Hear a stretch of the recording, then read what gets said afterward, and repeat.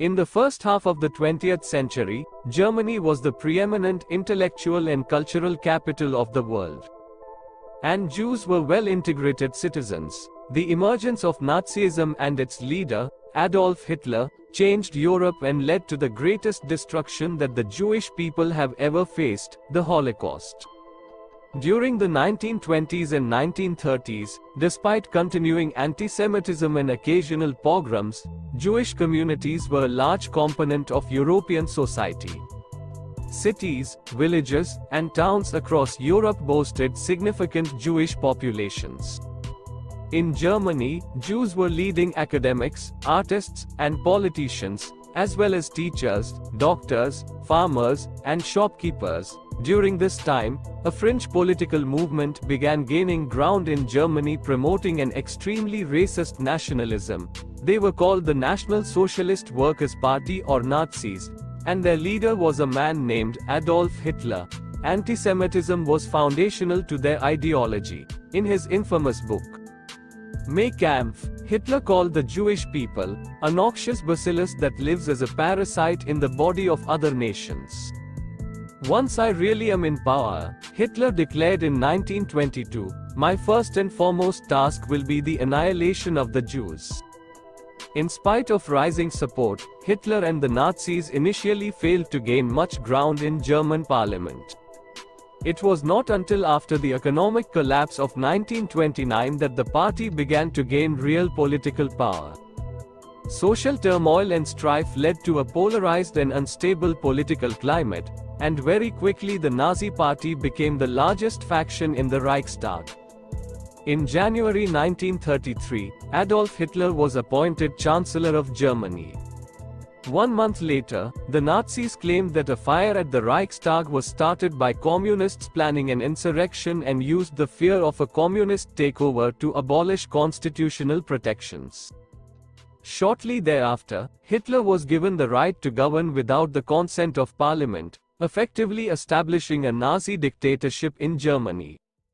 On September 15, 1935, the Nazis passed a series of notoriously racist laws called the Nuremberg Laws, which stripped Jews of their German citizenship, removed all of their political rights, and legally institutionalized their persecution. Many Jews attempted to flee the country, though their options of where to go were very limited. In September of 1939, Germany invaded Poland, officially beginning World War II. In the wake of German military expansion, a campaign of mass murder was carried out on the Jewish population. In towns and villages occupied by the German army, German military and police units, the most infamous being the SS, were instructed to carry out a war of annihilation on the Jews.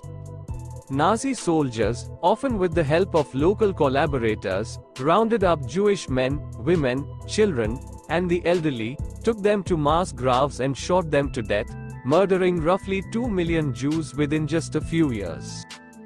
To separate and control the Jewish population, the Nazis forced Jews into ghettos, small areas of cities and towns that were walled off from the rest of society. In 1941, it became law that Jews were required to wear a Star of David to identify them at all times. Disease in the ghetto spread like wildfire and starvation was rampant. In January of 1942, Nazi leadership and representatives from various government ministries met at what came to be known as the Wannsee Conference to coordinate their efforts toward the efficient annihilation of the Jewish people, known as the final solution. Deportations to the death camps became the Nazi regime's primary tactic of mass murder. Jews were sent in cattle cars to places like Belek, Sobibor, and Treblinka, forced into chambers they were told were showers and gassed to death. Some camps, such as the infamous Auschwitz-Birkenau complex, doubled as labor and death camps where Jews were forced to work and were then sent to the gas chambers to be murdered. This assembly line of mass murder continued for years with thousands of Jews murdered every day. In the midst of this mass murder and destruction, despite impossible odds and relentless brutality, many Jews resisted. In the ghettos and camps, prisoners carried out acts of sabotage, smuggled weapons, and organized uprisings. Some fled to the forests where they formed partisan units, bands of guerrilla fighters that often included both Jewish and non-Jewish fighters united against Nazism. These partisan units blew up trains, sabotaged Nazi operations, and fought head-to-head against German soldiers. Uprisings were waged in numerous ghettos, including in Krakow, Vilna, Bialystok, and Minsk.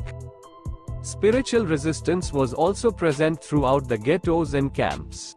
Through observing holidays, studying Torah, upholding Jewish values, creating art, writing poetry, singing songs, spiritual resistors maintained dignity and upheld the strength of the human spirit even in the face of violent hatred, cruelty, and dehumanization. Throughout 1943 and 1944, the Nazis accelerated their genocidal plan. Ghettos were liquidated and Jews from all corners of Nazi-occupied Europe were deported to death camps and murdered. Finally, in 1945, the Russian army reached and liberated Auschwitz. US forces crossed the Rhine, and by April, Berlin was surrounded. Hitler committed suicide, and Germany unconditionally surrendered to the Allies.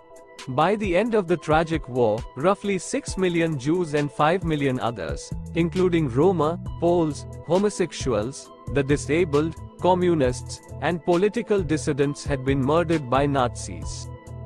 Villages, cities, and towns throughout Europe that were once home to flourishing Jewish communities were now empty of them.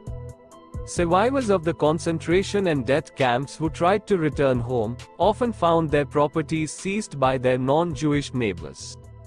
With no recourse for reclaiming their homes or possessions, they became refugees, many ending up in displaced persons camps before moving on to form what have since become flourishing Jewish communities in the Americas and the land of Israel. The Holocaust was a brutal campaign of persecution and mass murder carried out by the Nazis and their collaborators in an effort to systematically annihilate the entire European Jewish population.